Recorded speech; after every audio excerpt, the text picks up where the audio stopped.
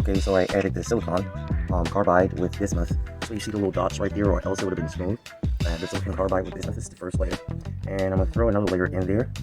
I have to stuff it, the glove, and coat it with silicon carbide and epoxy resin hardener, crystalline hardener. This is the coil gauntlet part that goes over that one. And I only mix a little bit of silicon carbide on it. However, I'm going to coat the entire thing.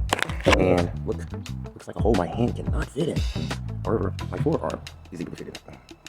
And this is having a translucent internal. What I'm going to do is oil this. What I did was I resined the wiring, and this is aluminum and part steel. So it's not aluminum coilings mixed with aluminum to steel. So therefore I mixed the aluminum carbide over the exterior.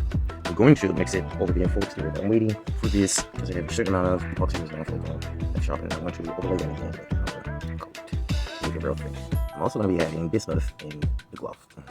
And not worry about the fingers. I'm going to get to that and do the fingers over.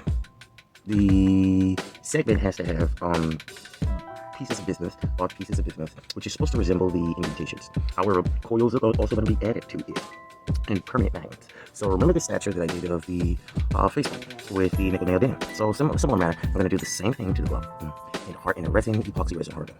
So that will be my grounder and also my repulsor force backwards. However, when I add the coil on it like this, like, why does this guy got coil around here with an armhole that he can't even fit his hand through? Okay, fine. The reason why I did that is to resin the wiring, and then I'm going to make an insertion and cut directly down to the central. On both sides to cut directly down through the wire. And that, once the wire is stuck on it, because it's like resined so it doesn't come loose. And I am going to sand it.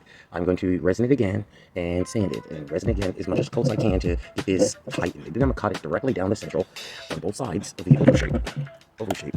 And what I'm going to do is, after I do that, then I'm going to add the coils and the linear motor coils over it, which is top coils, magnetic wire. And I'm going to do a couple turns in the area fraction. So I'm mark the area, and after I add the coating and the resin and the silicon carbide mixture with bismuth bits. So I'm going to use bismuth along with it, and I might mix it also with graphite. Nevertheless, I'm going to cut, like I say, cut down the central, and I'm going to cut apart the segments as far as the exact segments going up in the gauntlet, separate parts, and I'm going to wind a coil to the separate parts. So the coils are going to be linear motor going this way and linear motor going this way. However, the coils will meet by the turns of the edges, the curves, as an oval, or according to the range of the template part. But I'm not going to be using a template. I know the segment by heart, so it's in my mind, so it's not something that we actually need a template by. So this will be a double cooler, so where the coils will go in here, and that is the underglove, where the mechatronic system. Now, the mechatronic system that I'm going to be adding is not only the scissor rings of the mechatronic system, but I'm going back to Cali. Back to the ring glove. I'm going to clean this up and sand it up a little bit because I did have it away in storage for a while.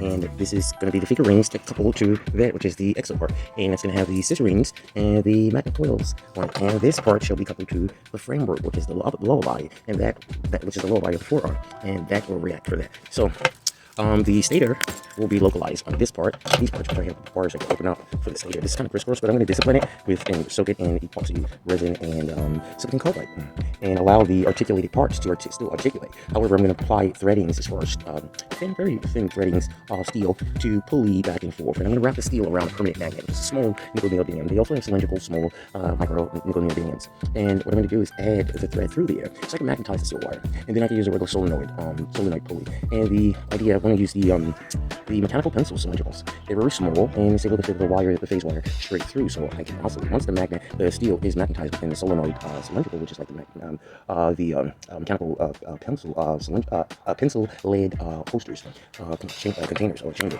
for the ejection of the mechanical. So anyway, to make a long story short, so they use that as fingering for mechanical pullings of the biaxial and ROM, and to discipline the sides. So I'm also going to be drilling a hole to lock the sides. See where the joint axis is. I also added a rivet and a screw bolt to lock the spherical sides of the joints of the mechanical.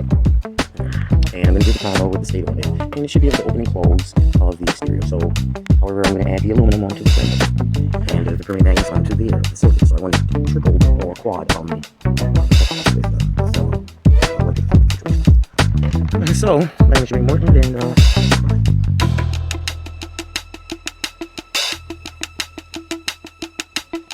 and